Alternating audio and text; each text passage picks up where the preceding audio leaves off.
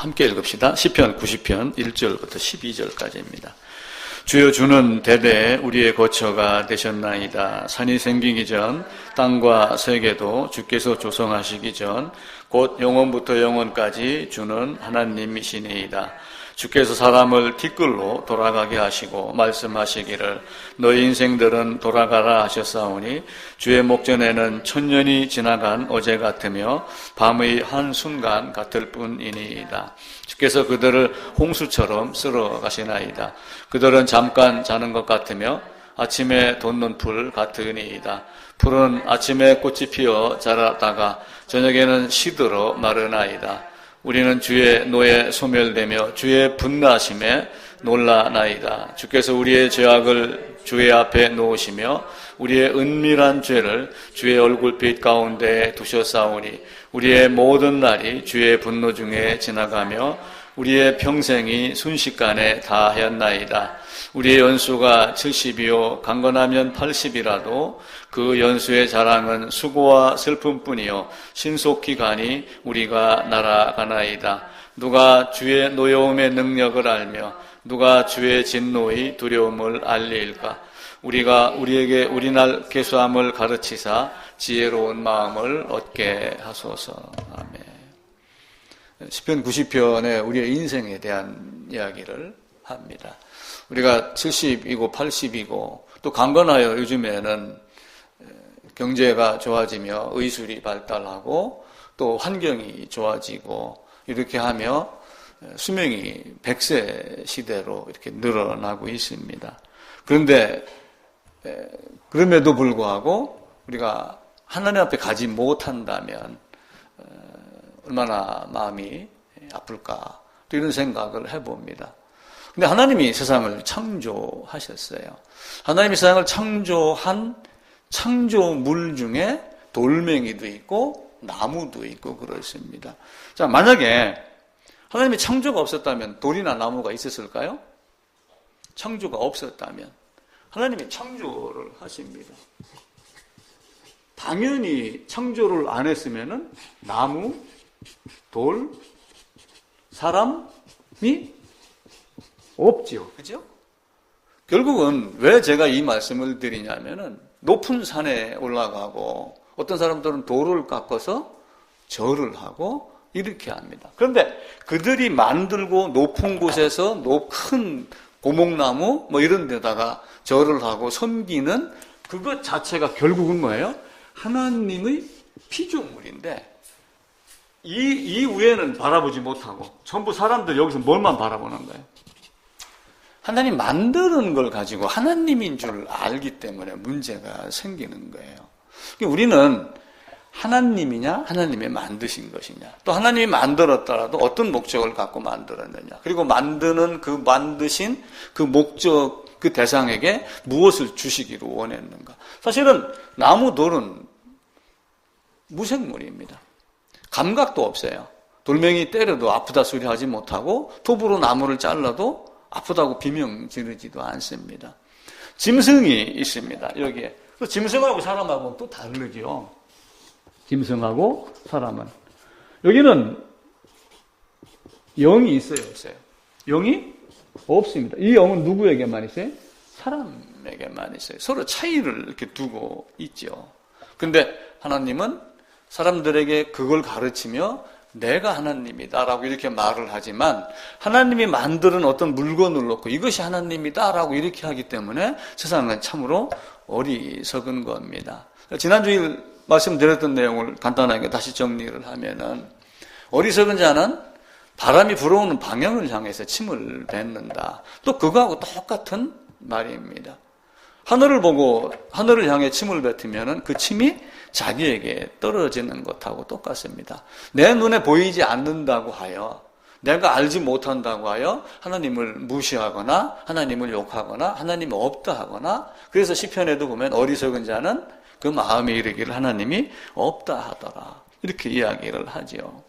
누가복음 20장에 가게 되면은 그 앞에 걸림돌, 디딤돌에 대한 이야기를 하시면서 무슨 말씀을 하냐면은 네가 바위에 부딪히면은 어떻게 돼요? 네가 깨지고 만약에 바위가 네 위에 떨어지면은 너는 가루가 되겠다. 이렇게 말씀을 하셔요.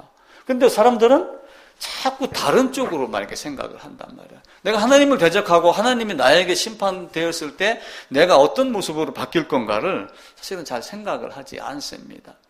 율법에 대한 이야기 다시 말씀드렸었죠. 율법을 두 가지입니다. 율법의 기능이. 그래서 율법을 주었을 때 누구에게 주었냐면은 물론 아담에게 주었어요. 그것이 바울이 말한 대로 우리 양심에 심기는 바가 되었습니다. 그래서 하나님께서 먹지 말라라고 하는 이걸 먹은 그 율법이 양심에 심겨진 율법 때문에 아담은 나무 뒤에 숨었고 가인은 동생을 죽이고서 안색이 변했지요. 돌판이 없었을 때 이미 그런 일이 벌어진 겁니다. 그런데 훗날 어떤 일을 하냐면은 돌판을 줍니다. 근데 그 돌판이 어디서 주어졌냐면은 이렇게 애굽이라고 하는 큰 세상이 있습니다. 이때는 애굽이 가장 강대국이었으니까 이거를 현재의 어떤 그 세상 모든 것이라고 만약에 생각을 해보세요. 근데 지중해가 이렇게 있고 이렇게 여기서 이 시내산에 왔었을 때 뭘 줬냐면은 시내산에서 율법을 줬단 말이에요. 근데 시내산에서 율법을 주었을 때 그 받은 대상이 누구예요? 세상에 있던 사람들이에요? 아니면은 빠져나온 사람이에요? 빠져나온 사람에게 뭘 줬냐면은 율법을 줬단 말이에요. 바꿔 얘기하면은 여기서 빠져나온 사람들은 애굽에 두 종류의 사람이 살고 있었죠. 바로에게 속한 사람, 아브라함에게 속했지만 훗날 야곱에게 속했지만 빠져나온 사람, 두 종류의 사람이 있죠. 그러니까 거듭나지 못한 사람, 거듭난 사람, 아브라함을 택하여 집어넣었다가 빼낸 택한 백성과 택함이 없었던 자가 이 세상을 다 지금도 살고 있는 거예요. 근데 빠져나왔던 그들에게, 거듭난 자에게 뭘 줬냐면은 율법을 주며 율법을 가지고 믿음과 행함에 대한 이야기를 하는 거예요. 행함이 없는 믿음은 죽은 것이다 라고 얘기를 하니까 행함으로 자꾸 믿음을 이렇게 복혀주려고 하지만 실제는 믿음이 있으면 어떻게 돼요? 행함이 저절로 되는 거예요. 그러니까 아브라함의 믿음은 이삭을 드렸기 때문에 믿음이 확정된 게 아니라 믿음이 있었기 때문에 이삭을 드린 거란 말이에요. 이게 쳇바퀴처럼 빙빙 돌아가는 그 개념을 사람들이 이해를 하지 아니하고 펠라기우스, 세미펠라기우스, 아르미니우스 이렇게 하며 행함으로 자꾸 하나님의 은혜를 뒤덮으려고 하니까 문제가 되는 거예요.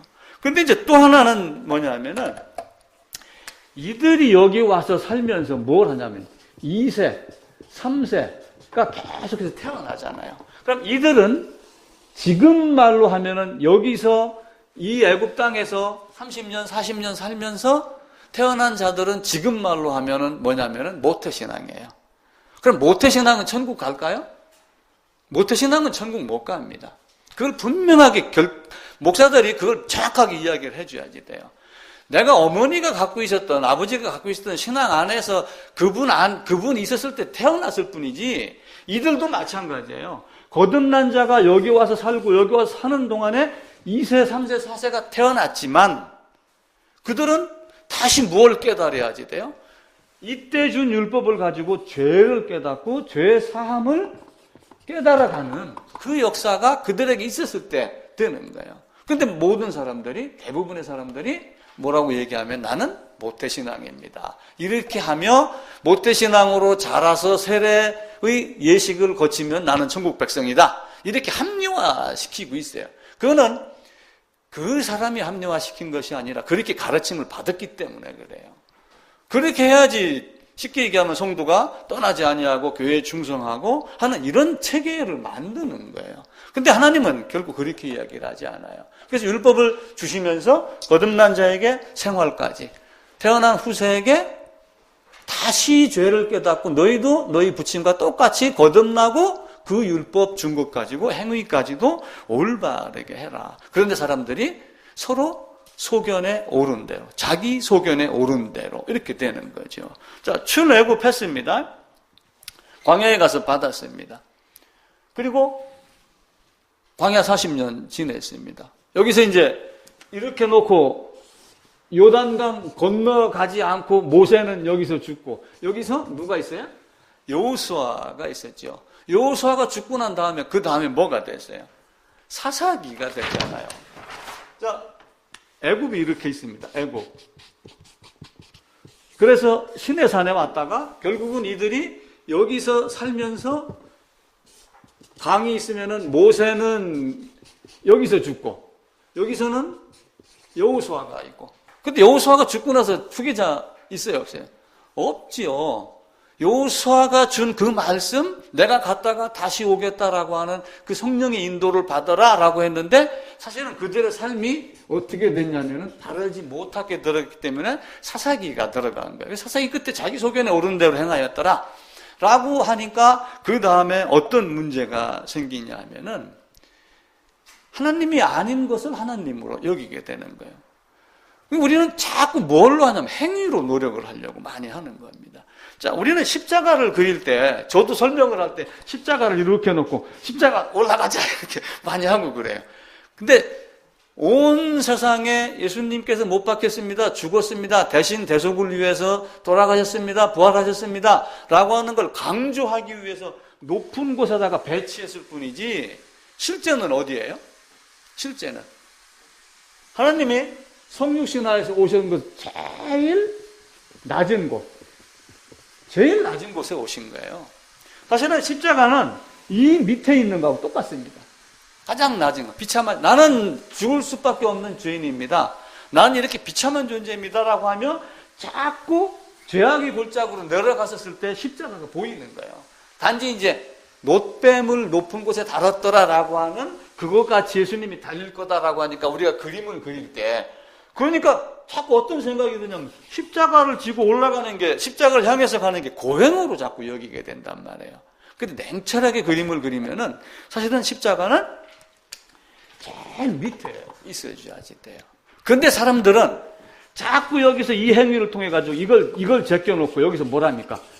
내가 했습니다라고 하면 자기를 내세운단 말이에요. 근데 하나님은 그거 하지 마라.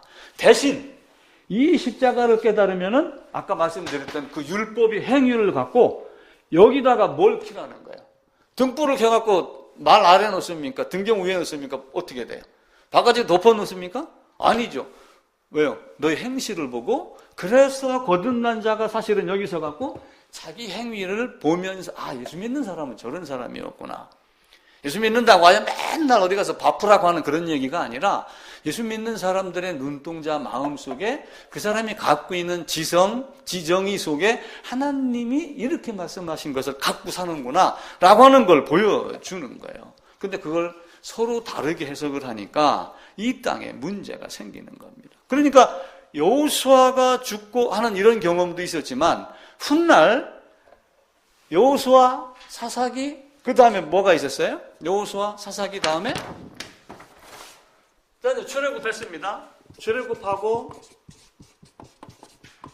이제 모세가 죽고 그리고 여호수아가 그리고 사사시대가 왔어요.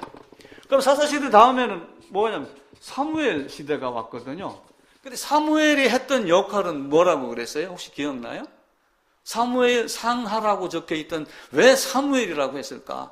사무엘이 무슨 역할을 하기 위해서 사무엘 상 제일 처음에 한나를 등장을 시켜가지고 온 세상에다 한나의 기도를 가리키며 우리 한나와 같이 기도해야 돼. 한나 이렇게만 하는 것으로 왜 가리킨 것인지 사무엘을 드러내놓은 이유가 무엇인지 우리에게 한나의 기도를 가르치려고 사무엘을 내놓은 거예요? 아니에요.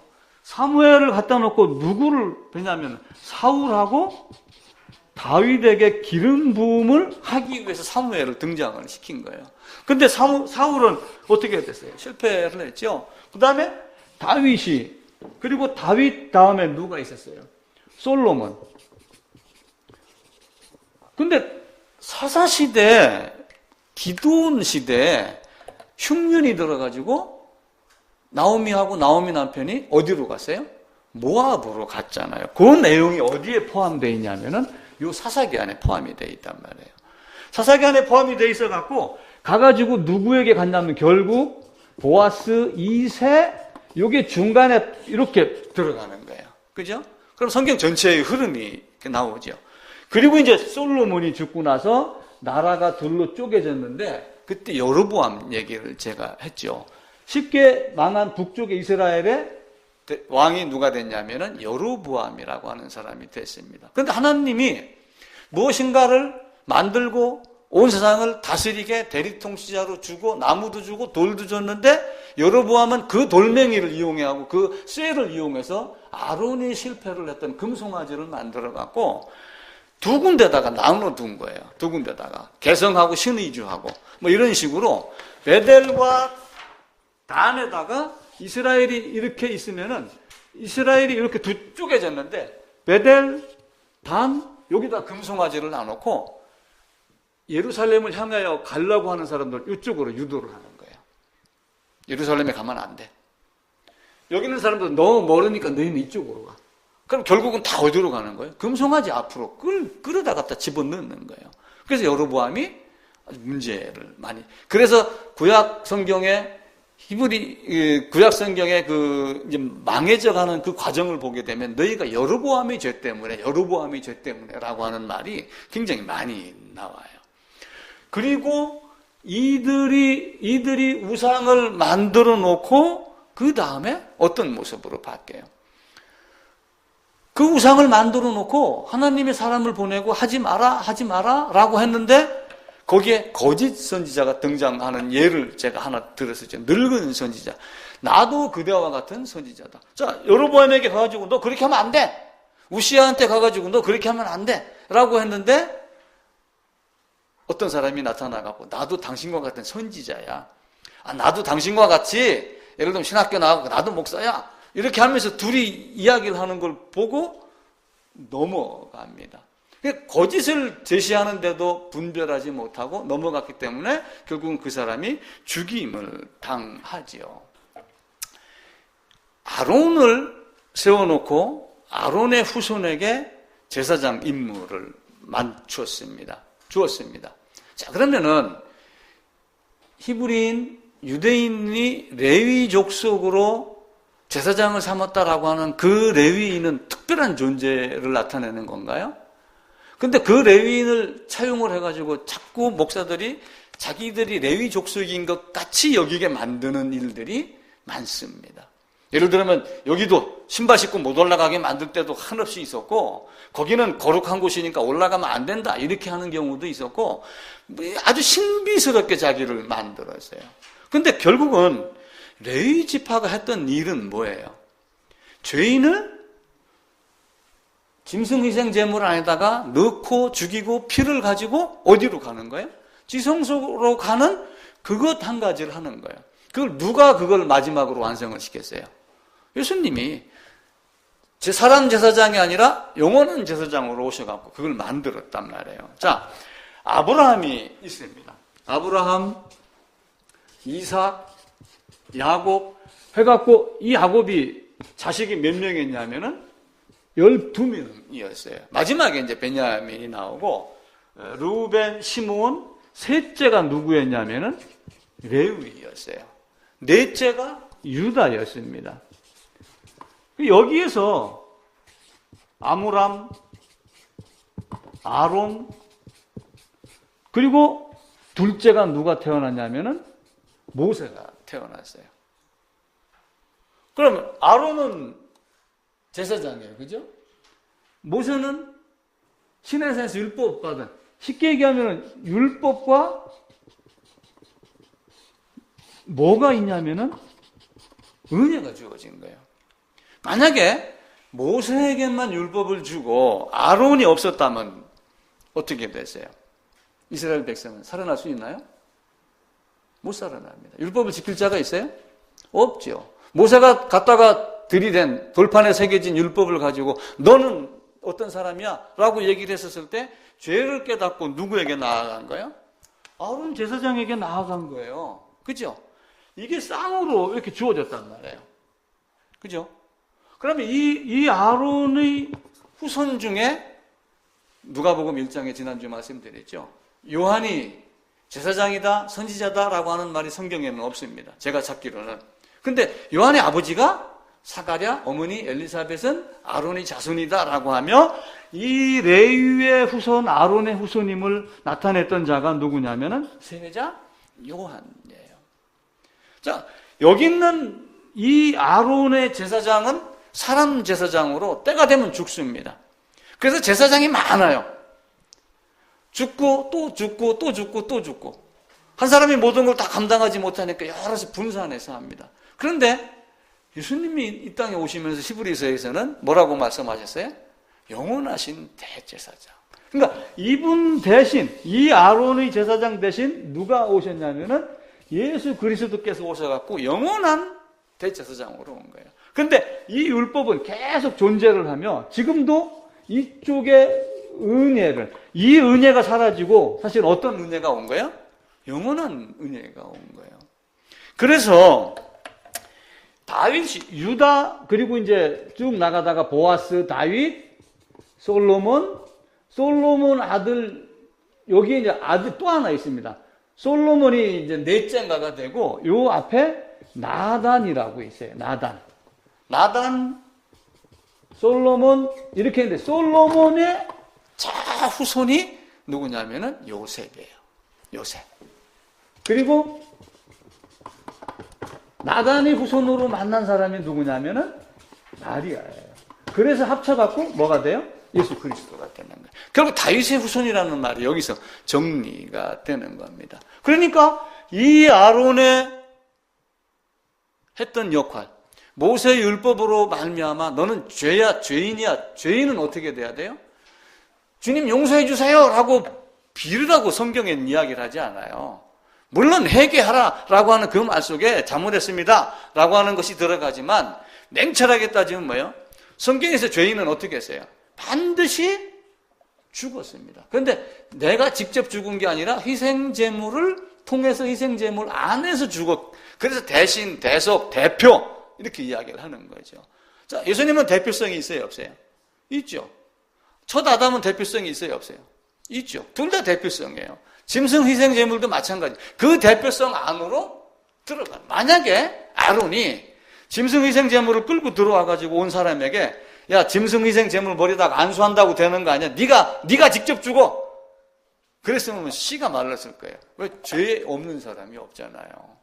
죄 없는 자가 돌로 치라라고 했을 때 주님 말고 남아있는 사람이 누가 있었어요? 다 죽었죠. 그죠?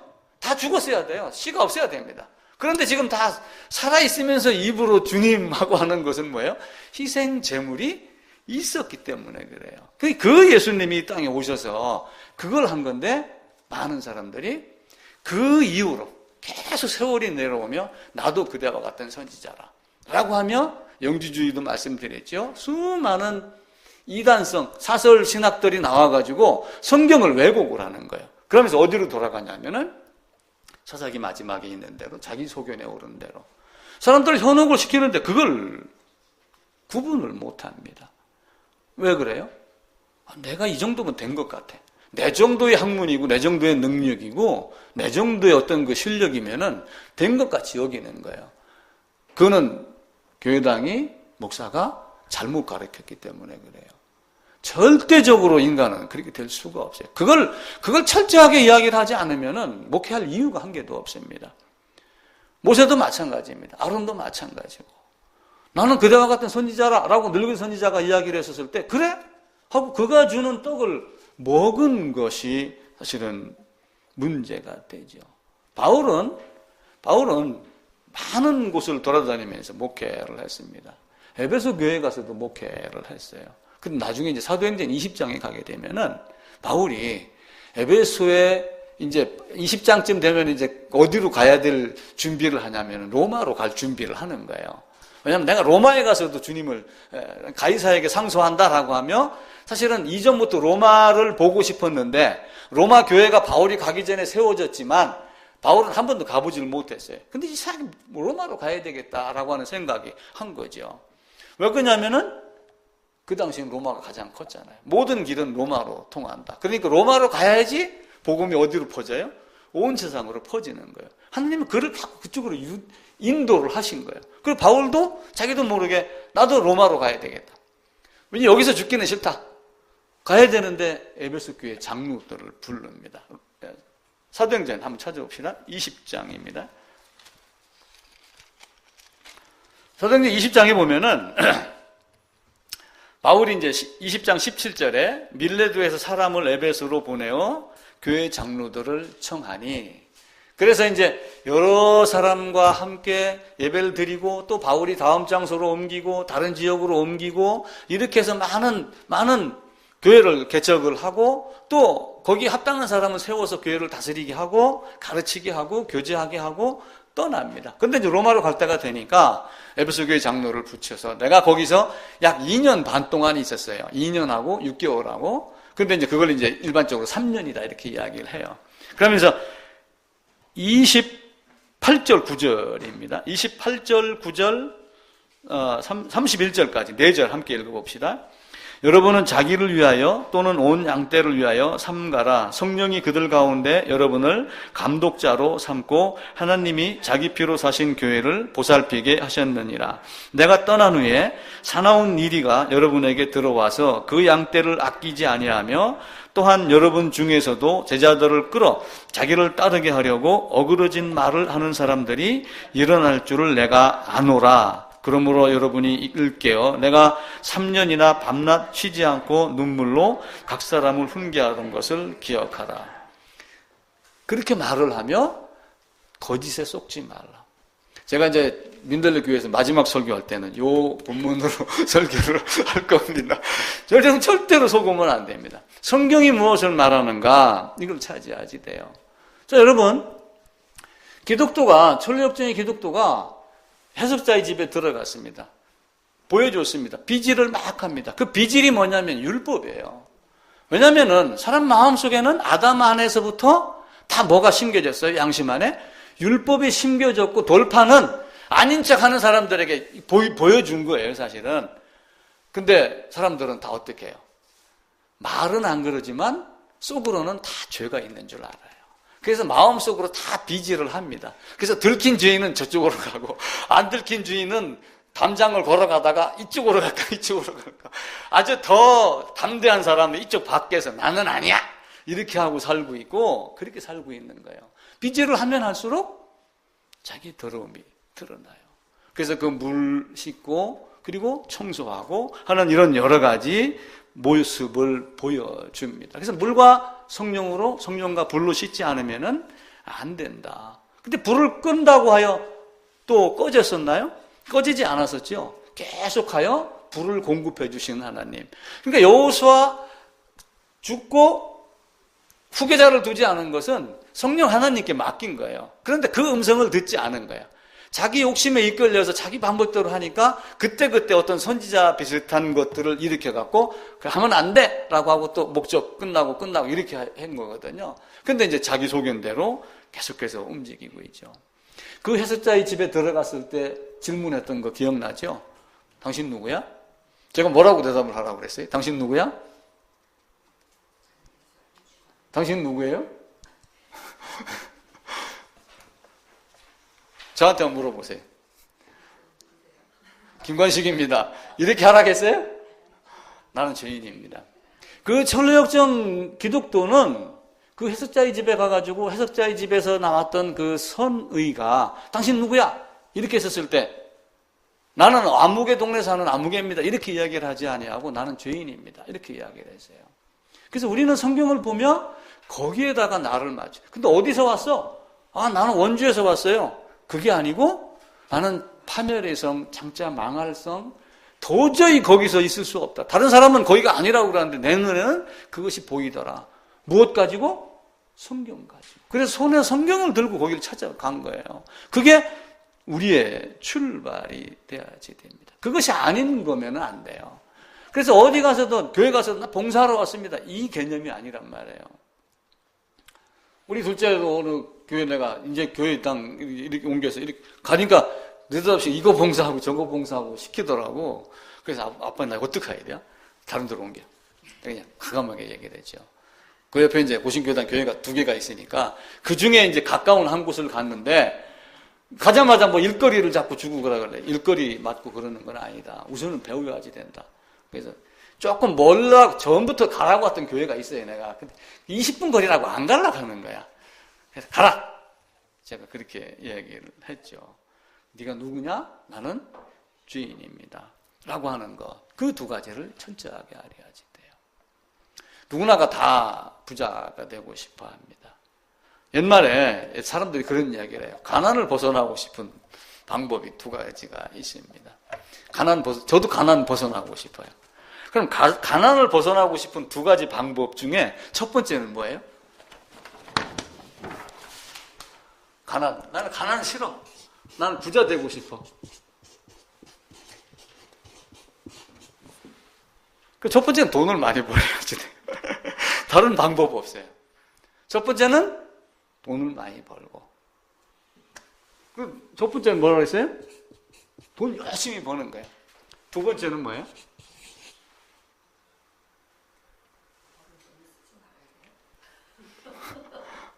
두 번째.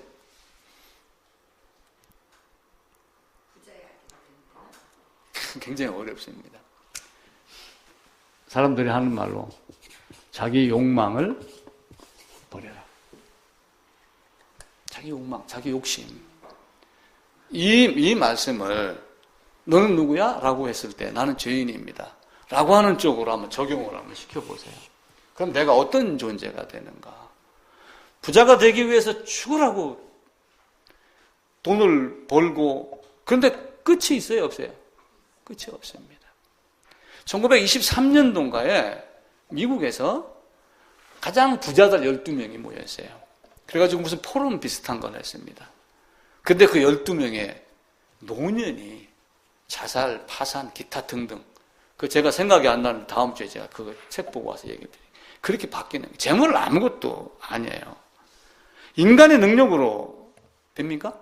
인간의 능력으로 부자가 되면은 얼마만큼 가져야지 부자 되겠어요?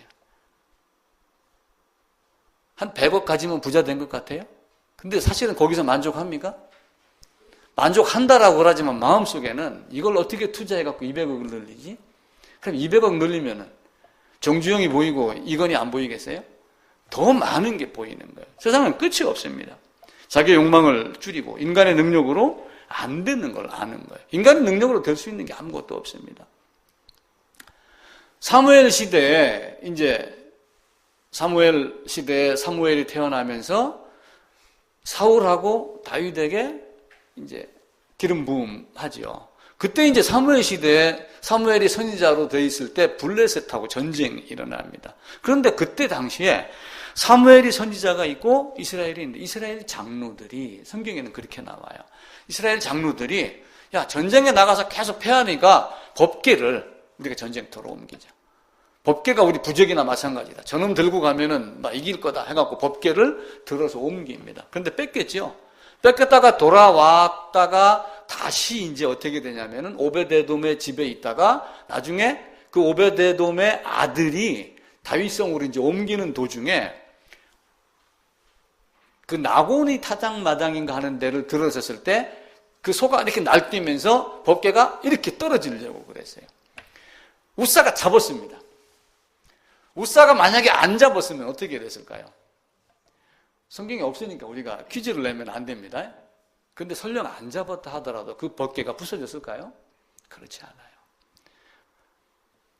우사가 잡게 해서 우사를 죽이는 것으로 우리에게 교훈을 보여주는 거예요. 인간의 힘으로 하나님을 통제할 수 있어요? 없어요. 그거 가르치는 거예요. 인간의 힘으로 하나님의 어떤 능력을, 하나님의 작정을 바꿀 수 있나요? 없습니다. 이스라엘의 법궤는 들여다보지 마라, 만지지 말라. 그래서 나무로 꿰가지고 어깨에 맵니다. 그리고 옮길 때는 항상 덮개로 덮습니다. 근데 이스라엘은 그걸 한 거예요. 그 나곤의 타작마당에 들어갔었을 때 왜 수레를 끌고 가는 소가 날뛰었을까요? 이것도 어찌 보면 퀴즈와 비슷합니다.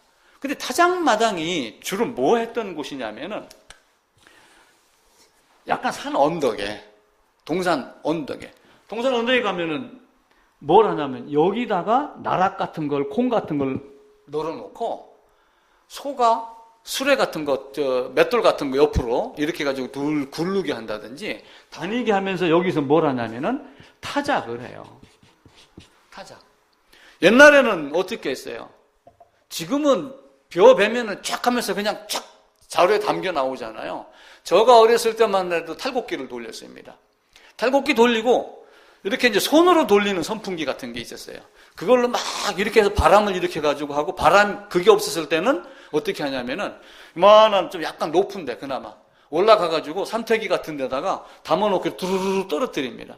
그러면 떨어지면서 나달은 땅으로 떨어지고, 쭉정이는 어떻게 해요? 바람의 힘에 의해서 분리가 됩니다. 그러니까 여기는 뭐가 있냐면, 바람이 잘 불었던 거예요. 그런데 여기 높았기 때문에 뭐가 있었냐면은, 여기에 우상 신전이 있었어요. 우상 신전. 그래서 그 소가 뛰었을 거다. 저는 그런 생각을 한 거예요. 우상 신전이 있으면서 여기서 또 하나는 뭘 가르쳐 주냐면은, 예수님도 이제 이 이야기를 하시죠. 꼭 이제 신전에 대한 이야기를 하시지는 않지만은, 쭉정이는 알곡은 이렇게 하며 여기서 두 갈래로 갈라지는 모습을 말씀을 합니다. 바람에 날려버리는 겨, 뭐 이런 이야기를 하고, 아침 이슬같이 사라지는 뭐 이런 모습들. 자, 그 호세아서 한번 찾아봅시다. 호세아서 구약 좀 뒤편입니다. 호세아서 13장입니다. 1267쪽입니다. 구약성경 1267쪽. 이제 우상을 만드는 장면이 나와요. 이제 호세아 선지자는 솔로몬이 죽고 나서 나라가 두 개로 이렇게 쪼개지는데, 북쪽 이스라엘에 호세아 선지자가 가가지고 너희가 멸망이 가까웠는데 멸망이 가까운 이유는 우상 때문이야 라고 이야기를 하며, 간음 때문이야 라고 이야기를 하며, 호세아를 또 간음한 아내를 삼게 하고, 이렇게 하며 하나님과 백성과의 관계를 또 부부 관계로 나타내며 그걸 가르쳐 줍니다. 근데 이 호세아가 무슨 얘기를 하냐면은 2절입니다. 이제도 그들은 더욱 범죄하여 그 은으로 자기를 위하여 우상을 부어 만들되 자기의 정교함을 따라 우상을 만들었으며, 이렇게 우상 만드는 자에 대한 이야기를 합니다. 그때 이제 호세아가, 하나님께서 호세아를 통하여 이러므로 3절입니다. 그들은 아침 구름 같으며 쉬 사라지는 이슬 같으며 타작마당에서 광풍에 날리는 쭉정이 같으며 굴뚝에서 나가는 연기 같다. 이렇게 사라진다. 그러니까 타작마당에서 하는 이런 모습을 여기서 또 가르치는 거예요. 근데 신전이 있으면서 이 신전에서 우상을 섬기기 때문에 아마 그 소가 어떤 의식적인 행동을 하지 않았는가라고 이야기를 하죠. 왜냐하면 소가 그런 행동을 하겠어요, 안 하겠어요? 하나님이 하게 하면 하겠어요, 안 하겠어요? 하나님이 하게 하면은 합니다. 요나가 물고기 뱃속에 들어갔어요. 요나가 물고기 뱃속에 들어갔는데, 요나가 이제 물고기 뱃속에서 해결을 합니다. 그러니까 요나가 물고기 뱃속에다가 육지로 토해내더라 그러죠. 육지로 토해내는 거는 요나가 해결을 했기 때문일까요? 아니면 하나님이 토해내라고 했기 때문일까요? 물론 두 개가 다 포함이 됩니다. 근데 거기에 보게 되면은 하나님이 물고기에게 말하여, 물고기에게 말씀하여, 물고기에게 명령하여 요나를 토해내라, 그렇게 이야기를 해요. 그럼 물고기에게 토해내라고 명령한 그 하나님이 소에게, 글에는 적혀있지 않지만 이놈들이 이런 짓을 하고 있어? 설령 제가 이제 가상으로 생각을 하는 거예요. 그때 우사가 그걸, 하나님 하시는 일은, 하나님의 섭리는 인간이 하는 모든 것으로 되지 않는다. 타작마당이 성경에 또 나옵니다. 어디에 나오냐면은 사무엘 하에 나옵니다. 사무엘 하 한번 가겠습니다.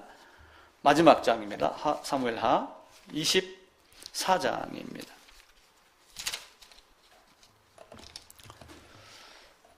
이제 다윗이 이제 죽기 직전입니다. 사무엘 하가 되는 거니까. 왜냐하면 이제 사무엘이 이제 한나의 기도 이렇게 하면서 태어나가지고 사울, 다윗, 그리고 이제 죽고 나서 누가 태어나냐면은 솔로몬이 태어나죠. 요 시점에가 사무엘 하 24장입니다. 근데 다윗에게는 자기 누나의 아들인 요압이라고 하는 군대 장관이 있어요. 그러니까 이제 군대 장관은 결국은 군인이 충성을 해야지 왕위 자리가 있으니까 그런 군대 장관들은 사실 친인척들이 많이 차지하죠. 그게 대한민국 남쪽에서는 모르지만 북쪽에 가면은 그런 게 있죠. 그러니까 김정은도 뭐 어떻게 합니까?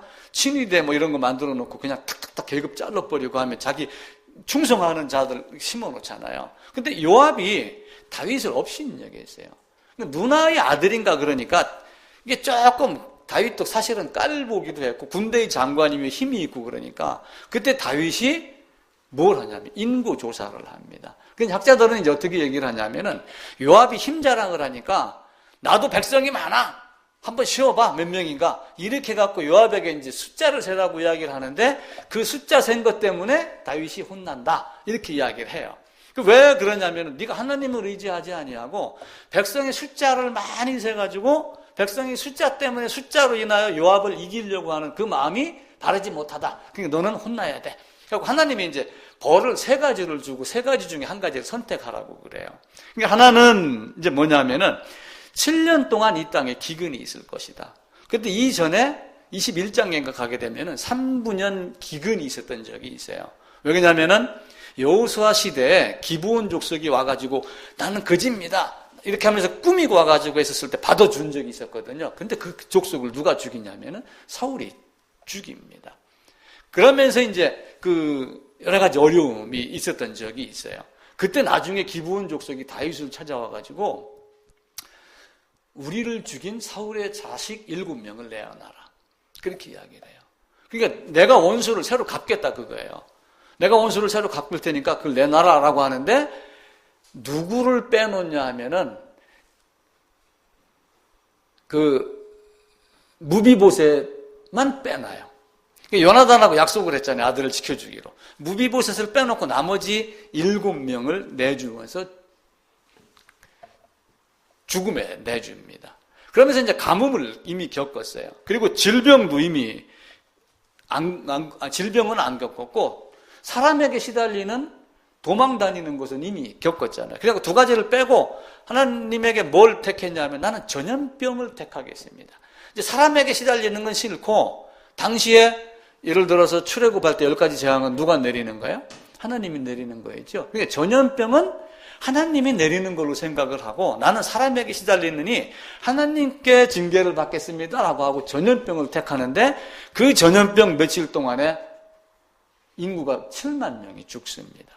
그러니까 다윗이 사람에게 시달리지 않고 자기 몸 좀 고생 덜 하려고 하다가 애꿎은 백성만 7만 명을 죽이는 경우가 돼요. 그때 이제 여기서 뭘 하냐면은 사무엘하 24장 24절입니다. 그때 이제 이 여부수 사람 아라우나의 타작마당이 있는데 이때 타작마당도 사실은 뭐냐면은 여기에서 타작마당에 뭐가 있었던 거예요? 우상 신전이 있었습니다. 타작마당의 역할도 하며 우상 신전도 있었는데 여기다가 아라우나의 타작마당에다가 신전을 세워갖고 여호와께 제사를 지내라라고 선지자가 이야기를 해요. 그러니까 타작마당이 사실은 누구 거예요? 아라우나의 것인데 다윗에게 제사를 지내라고 그러니까 아라우나가 왕이 여기서 여호와께 제사 드릴 수 있도록 내가 이 땅을 당신에게 드리겠습니다. 이렇게 이야기를 해요. 다윗이 받았을까요? 안 받았을까요? 안 받았어요. 나는 공짜는 싫다. 공짜는 싫다. 여러분 구원받은 건 공짜로 받은 거예요? 거저 받았으니 거저 주라라고 하는 거저는 공짜를 얘기하는 건가요? 아니에요. 내가 죽을 걸 대신 죽고 예수 안에서 내가 죽은 것의 은혜를 얘기를 하는 것이지 공짜의 개념이 아니란 말이에요. 그러니까 아라우나가 준다고 하는데도 아니야. 값을 주고 사야지 돼. 그러면서 정확하게 뭘 얘기하냐면은 값을 지불을 합니다. 이게 성경 전체에 쫙 흐르는 거예요. 값을 지불을 합니다. 아담이 범죄했을 때 짐승으로 지불을 하고 가죽옷을 얻은 거예요. 그죠? 아브라함이 막벨라굴을 사가지고 아내를 장사해야 되겠다. 땅을 달라. 그러니까 그냥 가져가라. 라고 하는데 아니 줘야 돼. 그래놓고 은 400세겔인가를 주고 샀습니다. 그걸 딱 사니까 모든 사람 앞에서 이것은 아브라함 땅이야. 라고 딱 하니까 이만한 땅 중에 여기가 딱 알바기가 된 거예요. 뭐 아파트 건설하는데 뭐 알바고 놓으면 막 지금 떼부자 된다고 하죠. 딱 알바고 놓으니까 이들이 애굽에 가가지고 늘 바라던 게 어디예요? 우리는 여길 가야 돼. 여길 가야 돼.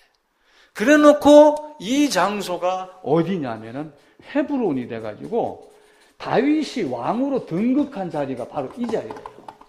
아브라함이 땅을 산 그곳에. 그러니까 이 하나님의 섭리가 놀랍죠. 그죠?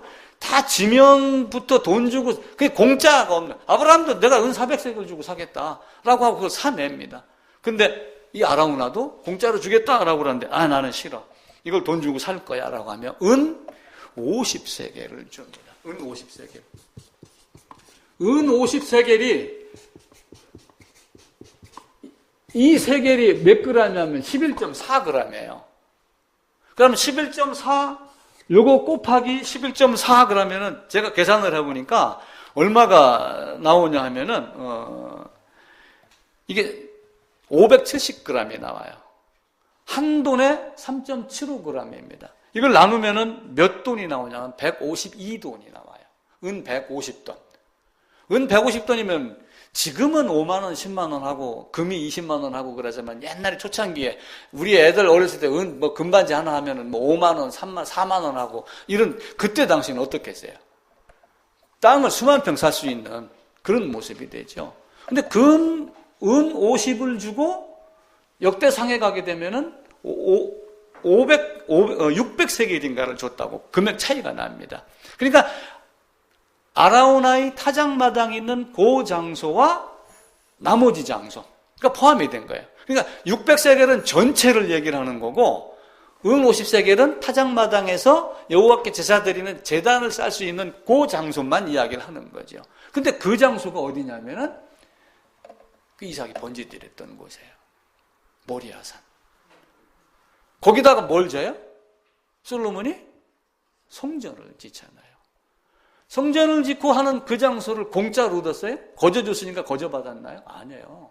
절대로 아니고 돈을 주었습니다. 예수님이 우리를 사랑하기를 공짜로 사랑했나요? 아니에요. 자기를 들여서 준 거예요. 그걸 아셔야지 돼요. 왜 아브라함과 다윗에게 돈을 주고 그 땅을 사게 했는가? 라고 하는 것을 이해를 하셔야지 돼요. 왜 타작마당을 통과하게 하며 타작마당에서 여호와의 제단을 쌓고 드리라고 그러는데 공짜로 주겠다는데도 거부하고 사람 제사장이 아닌 영원한 대제사장 아론으로부터 쭉 내려온 모세의 율법을 주었지만 아론이 없었으면 백성은 다 몰살입니다. 근데 아론이 있었기 때문에 희생 제물을 드리며 살아냈죠. 무적주 인방에다 피 바르고 살아냅니다. 그 사람 제사장이 아닌 영원한 대제사장인 예수께서 오셔가지고 은 500세겔, 금 600세겔보다 더 큰 자기를 들여서 자기 피로 내한테 지금 2천억이 있다고 가정해 봅시다. 내가 죽으면 소용이 있어요? 없어요? 금 600세겔 이거 아무것도 아닙니다. 그보다 더 큰 자기를 죽여서 나를 사랑하신 하나님. 대단한 거예요. 왜냐하면 당시에 1세겔은 이게 1세겔은 4드라크마 이렇게 했어요. 4드라크마. 그러니까 드라크마는 하루 1당이에요. 나흘치 1당이 되는 거예요. 그만큼 큽니다. 자, 마태복음에 가게 되면은 예수님이 달란트 비유하면서 100달란트 빚진 자와 10,000달란트 빚진 자를 이야기를 합니다. 아마 거기서는 이제 은으로 이야기를 할 거예요. 근데 은 1달란트 빚진 자, 만약 은 100달란트 빚진 자 이렇게 해보세요. 은을 한 달란트 빚졌다고 가정을 해보세요. 그러면 이 달란트가 얼마냐면은 34kg예요. 달란트가 34kg면 굉장히 무겁죠. 은 34kg는 3,000세겔이에요. 예수님 당시에 은 34kg는 3,000세겔인데 예수님 당시에서는 요거를 6,000드라크마로 환산을 했어요. 그러면은 6,000드라크마는 6,000일치 1당에 해당되는 거예요. 은 달란트가. 그럼 6,000일치를 6,000을 365일로 나눠보니까 16년치가 되더라고요. 16년치. 근데 100달란트 빚진 자가 10,000달란트 빚진 자가 두 가지로 나오죠. 아니 네가 10,000달란트 빚진 걸 갚아줬는데 16년에다가 10,000달란트를 붙여보세요. 16만 년을 일당을 용서를 했는데 100달란트 용서를 안 한 거예요. 근데 바로 뒤이어서 누가 나오냐면은 부자 얘기가 나와요. 마태복음 18장에서 이야기를 하고 마태복음 20장에 가게 되면은 부자라 재물이 많아서 근심하며 떠나더라. 아마 그하고 연결하게 되면 그 부자가 굉장히 큰 부자였을 거예요. 다 이유가 있어서 앞뒤로 설명을 그렇게 예수님이 말씀을 해놓으셨을 겁니다. 내한테 16만 년어치의 일당을 갚아줬다. 그보다 더 큰 은혜 있나요? 근데 만약에 은이 아니고 이게 금이었다. 그럼 이거 곱하기 15배랍니다. 계산해보니까 240만 년. 240만 년 동안에 내가 노예같이 일을 해서 모은 돈, 요즘 청년들 집 한 채 살려면 20년, 30년 맞벌이 해야지 집 한 채 산다고 그러죠. 20년, 30년이 아니라 240만 년, 16만 년. 그 정도의 큰 것을 갚아줬다. 그러니까 하나님은 공짜로 하시지 않았어요. 그거보다 더 큰 자기 육체를 들여서 나를 사랑하셨다. 근데 그 은혜가 공짜가 아니라 공짜의 개념인 선물의 개념으로 준 거예요. 제가 설교 제목을 율법이냐 은혜냐 이렇게 이야기를 했어요. 자, 기독도가 천로역정의 길을 따라가지고 이제 해석자의 집을 통과를 하면은 그 다음에 어디로 가냐면 십자가를 가는 장면이 나와요. 그러면은 이 기독도가 나는 여기는 망할성이야. 여기는 파멸이야. 이렇게 해놓고 지금 십자가를 찾아서 딱 갑니다. 십자가를 바라보고. 그런데 기독도가 자기의 능력을 따라서 갈까요? 아니면 하나님의 은혜를 바라보고 갈까요? 우리 그걸 생각을 하셔야지 돼요. 타작마당 샀던 돈, 값을 치른 돈, 그것도 아닌 자기 피로 16만 년, 240만 년어치 월급, 그보다 더 큰 자기를 들여서 하나님이 나를 사랑하셨다. 근데 그것을 성경에서는 뭐라고 얘기를 하냐면 네가 감당할 수 없으니까 선물이다. 이렇게 이야기를 해요. 선물. 그 선물이 어디서부터 온다? 위로부터 내려온다. 네가 쟁취한 것이 아니요 하나님의 은혜로 거저 준 것이다. 그럼 이 기독교도 반드시 자기 능력으로 간다고 생각을 했으면은 아마 어깨 좀 뿌듯하게 힘 좀 주고 갔겠죠. 가다 보면 사실은 잘 안 되는 것 알지요. 율법은 안 되는 걸 알게 하는 거예요. 모세에게 율법을 줬지만 안 되는 걸 알게 하기 때문에 아론이 옆에 있었던 거예요. 율법과 은혜가 항상 존재를 했습니다. 근데 그 사람 제사장이 영원한 제사장으로 바뀌었다라고 하는 것. 내가 만일 행함이었다면 어떻게 돼요? 자랑할 것이 있으려니와. 근데 자랑할 것이 있나요? 행함하면 몇 년이나 행하겠어요? 몇 년 행하겠어요? 달리기 풀코스 한번 뛰고 나면 며칠을 알아서 꿍꿍대는 사람이 얼마나 하겠어요? 인생은요, 아무것도 안 됩니다. 기독도가 여기를 지금 향해서 갑니다. 주님, 나는 그래도 은혜로 갑니다. 그럼 기독교의 등에 보따리가 매달렸다고 그랬죠? 보따리 안에 뭐가 들었을까요? 예? 전부 죄예요, 죄. 나는 죄인입니다. 이것도 안 되고 저것도 안 되는 존재입니다. 나는 썩어질 존재입니다. 나는 구더기와 같은 존재입니다. 당신이 주시지 않으면 나는 올라갈 수 없는 존재입니다. 그런데 간혹 여기다가 이런 능력, 돈, 기타 이걸 싸질머지고 가려고 하는 사람들이 의외로 많습니다. 내가 뭔가 하면 하나님이 기뻐하시겠지. 그래서 옛날에 어떤 그 가톨릭의 어떤 사상들이 있었냐면은 그들이 이게 고행 같은 거, 뭐 이런 거, 행위 공로, 그리고 그 행위 공로를 이렇게 상속을 받는 것 같은 생각을 하고 살았어요. 성인에게 뭘 받는다 이런 생각을 해요. 근데 그들이 심판의 자리에 나가가지고 뭐하고 따지냐면은 죄하고 따져요. 나의 죄의 무게하고 공로의 무게하고 공로의 무게가 조금 더 크면은 구원받는다. 이렇게 여기했어요. 그래서 공로 사상을 계속 하는 거예요. 그런데 하나님은 사실은 죄가 하나도 없어야 되는 걸 가르치는 거예요. 조금이라도 남아있는데 공로가 크기 때문에 봐주겠다 이 개념이 아니에요. 너에게는 죄가 없다. 제로다. 완전하게 클리어 되었다. 이걸 가르치기 위해서 죽이는 거예요. 희생 제물을. 그래서 예수님이 죽으신 거예요. 근데 자꾸 율법과 은혜를 나눠놓고 율법으로 행하고 공로로 행하고 그러면서 나는 잘못 살았지만 그래도 이게 더 크잖아. 여기다가 그런 경우 많아요. 혹시 그런 거 많이 있었어요? 그런 사람 의외로 많습니다. 굉장히 많습니다. 그래도 난 이렇게 예전에 제가 처음 다녔던 그 교회 목사님이 그런 얘기를 해요. 야, 김전도사, 나는 말이야, 새벽기도 한번 빠진 적 없고, 지리산으로 올라가도 나는 양복을 입고 올라갔어. 실제로 그렇게 하고 다녔어요, 그분이. 왜 그런지 알아? 성도가 이제 이렇게 친인척 이렇게 연결이 되고 전국에 있으니까, 만약에 내가 우리 고향에 할머니가 돌아가셨습니다. 그럼 지리산에서 바로 여수로 간다. 이런 개념을 갖고 가셨다는 거네요. 나는 새벽 기도 할 때마다 새벽 3시에 일어나서 목욕하고, 그렇게 하고 나는 새벽 기도 했어. 근데 왜 내 목회가 이것밖에 안 되냐? 이렇게 한탄을 하셨던 분이 한 분 있었어요. 근데 우리 인간의 능력으로 되는 게 없어요. 와서 값없이 먹어라. 공짜다. 이렇게 이야기를 해요. 그 보따리 안에는 늘 나는 이런 존재입니다. 라고 하는 것을 갖고 있어야지 돼요. 그래서 우리가 은혜라고 하는 개념은 은혜라고 하는 단어를 가지고 지금 쓰고 있는 게 뭐냐면은 카리스, 헬라어로 카리스 그래요. 카리스 그러면 뒤에다 뭐 하나 붙이고 싶죠? 카리스마.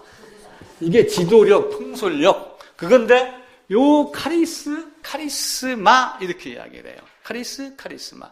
근데 이 카리스마를 성경에서는 뭘로 뜻하냐면은 은사, 개개인에게 주어진 어떤 특정한 은사를 카리스마 이렇게 얘기하고 거저 주는 또 다른 어떤 선물을 은혜를 카리스 이렇게 이야기를 해요. 근데 카리스마는 어떤 구체적인 선물. 그래서 어떤 자에게는 병을 낫게 하고 어떤 사람은 가르치는 은사 하는 그게 카리스마가 되는 거예요.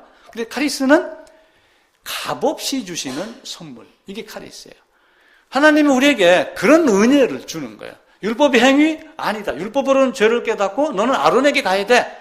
아론에게 가가지고 아론이 시키는 대로 하면 가서 희생 제물 끌고 와. 라고 하는 그 사람 제사장이 아닌 영원한 대제사장. 그걸 가르쳐라. 하나님은 모든 세상의 권세를 다 갖고 계세요. 만드신 분이잖아요.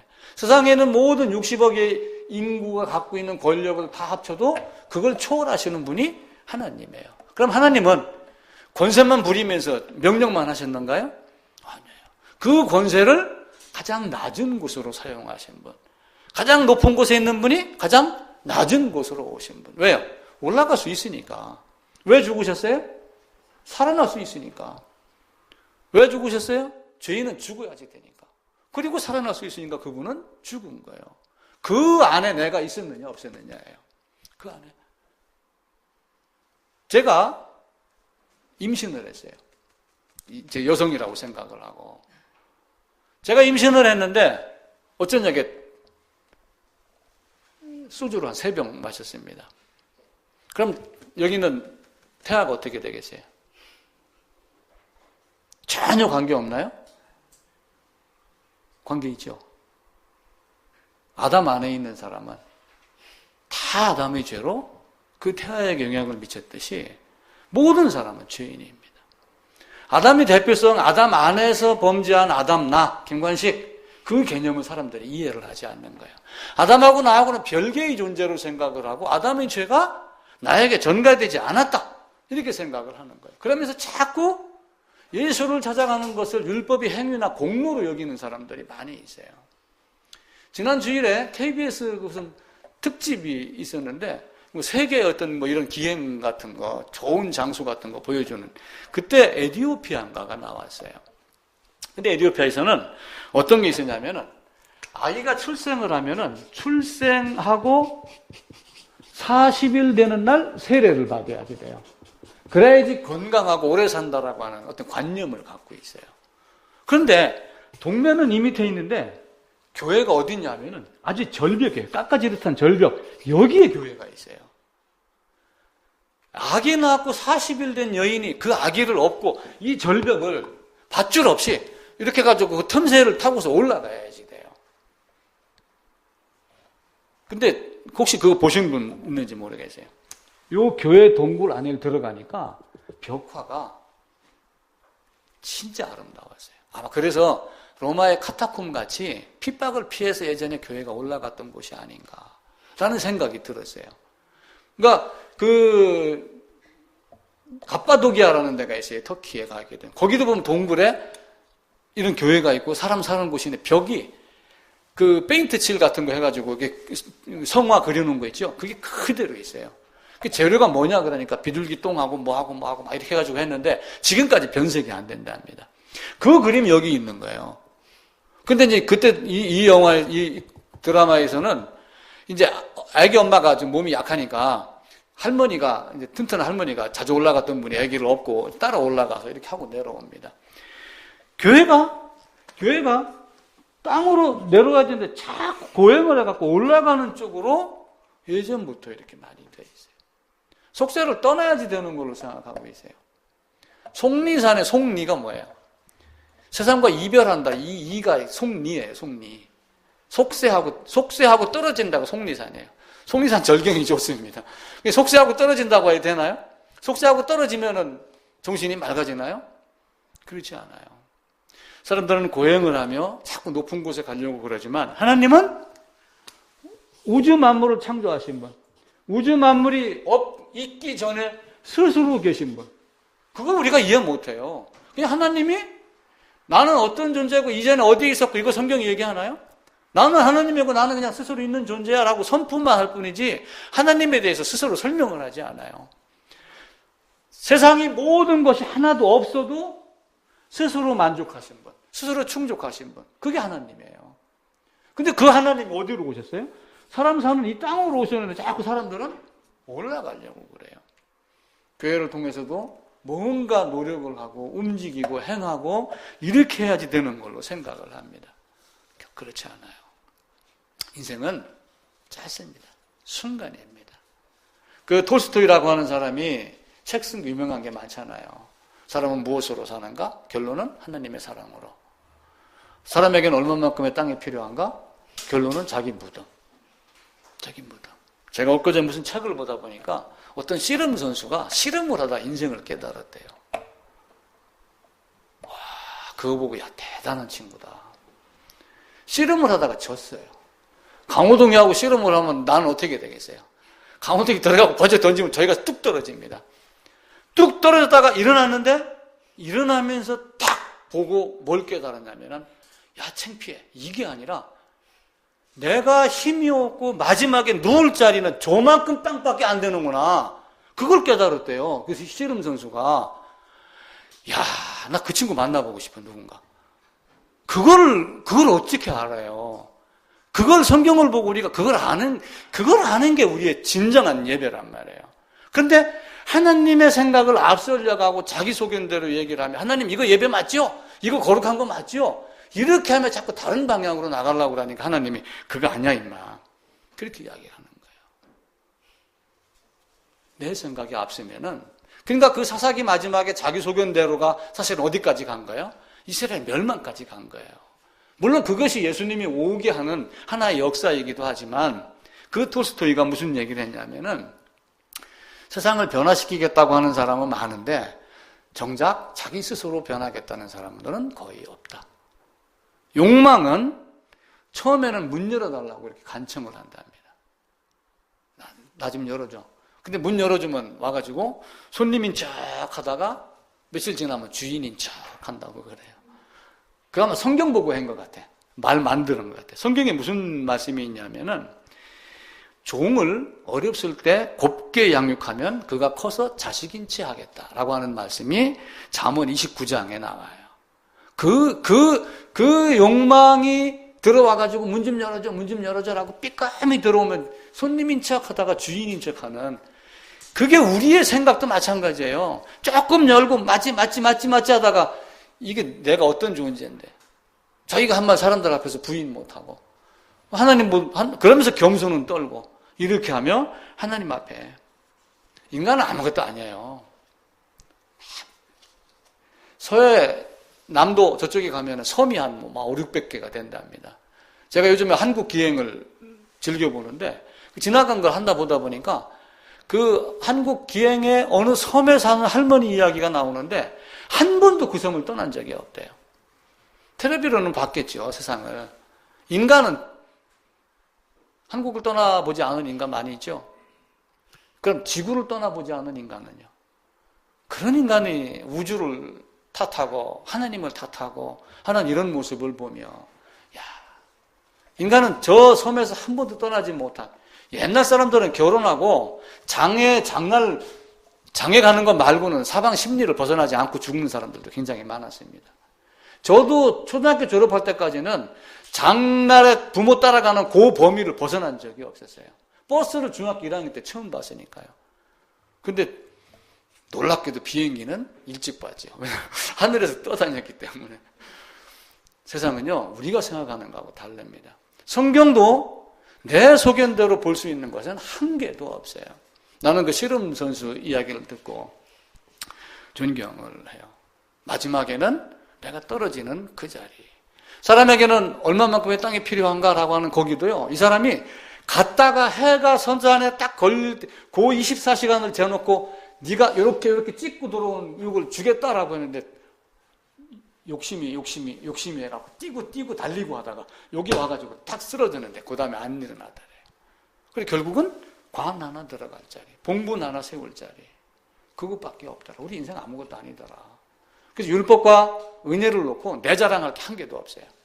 하나님 앞에서 나는 은혜 아니면 안 됩니다라고 하는 이것을 철저하게 깨닫고, 그 기독도도 율법이 아닌 은혜로 나아갔기 때문에 십자가를 보자마자 등에 보침이 떨어지더라라고 했지만, 그 부분은 사실은 존 번연이 조금 더 설명을 더 했어야지 되는데 너무 간단하게 이렇게 표현을 했지. 우리는 이제 그 부분을 사실은 집중해서 설교하며 교제하며 그렇게 하는 거예요. 그렇게 했을 때 우리는 넘어지지 않을 수 있는, 왜냐하면 뿌리를 자꾸 내리잖아요. 뿌리 내리는 삶이 안 되면 안 됩니다. 그 씨앗이, 어떤 사람이요, 하나만 딱 얘기를 할게요. 씨앗을 이렇게 나눠줬답니다. 예를 들면 고추씨 뭐 이런 거 있잖아요. 아니면 봉숭아씨. 씨를 뿌렸는데 나중에 봉숭아가 이렇게 자랐어요. 그 사람을 다시 불러가지고, 노예겠죠? 종이겠죠. 야, 네가 뿌렸던 씨를 다시 찾아와. 찾아올 수 있어요, 없어요? 그 씨가 이미 발화가 돼갖고 뿌리가 돼서 있는데 그걸 찾아오라고 이렇게 이야기를 하는 거예요. 그런 법은 없어요. 우리의 행위는요, 아무것도 아닙니다. 우리의 믿음, 오직 믿음, 그 믿음이 자라는 것, 이걸 보고 예수님이 우리에게 어떤 사랑 주기를 원했는가. 율법이냐 은혜냐, 이 두 가지의 싸움 중에서 여러분이 철저하게 은혜로 나가지 않으면 안 된다는 거 꼭 기억을 하시기를 바랍니다.